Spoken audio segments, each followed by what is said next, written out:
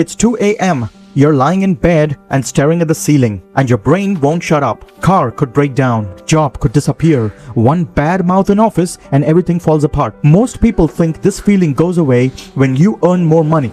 Well, it doesn't. It goes away when you have $10,000. Here's what happens when you have zero savings. Every single expense feels like a threat. Your washing machine just makes some weird little noise, instant panic. Friends suggest dinner, you start doing mental gymnastics to get out of it.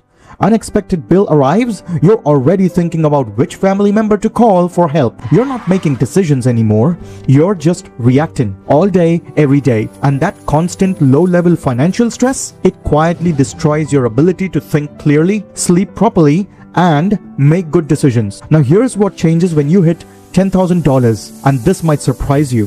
It's not that you start spending more freely, it's just that you stop being afraid. Suddenly, the washing machine noise is just annoying, not catastrophic, just annoying. You start thinking about asking for that promotion. You consider the course that could boost your career. You stop taking whatever job offer shows up first and actually wait for the right one. The money does not make you reckless. It makes you rational for possibly the first time in a long time. There's real science behind this. Financial stress keeps your cortisol levels, your stress hormone, constantly elevated, which means your brain is running in survival mode all day long. $10,000 in savings literally lowers your cortisol. Here's the part most people get wrong about emergency funds. They think it's all about emergencies. Well, it's not.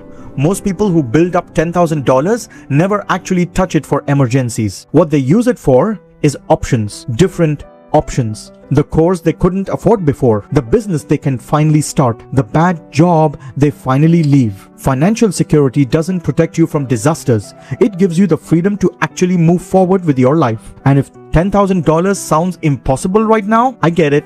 But consider this, the average person spends close to $3,000 a year on coffee, takeaway, and stuff they barely remember buying. Redirect a third of that. Yes, just a third of that, you'll hit $10,000 in under 3 years. Because here's what $10,000 really buys you. It's not things, it's not luxury, it's 2 a.m., your brain runs the numbers, and for once, it comes back quiet. We're fine, go to sleep. That's worth saving for. It's the peace that you are saving for. Share this with someone who needs it and subscribe for more such financial tips.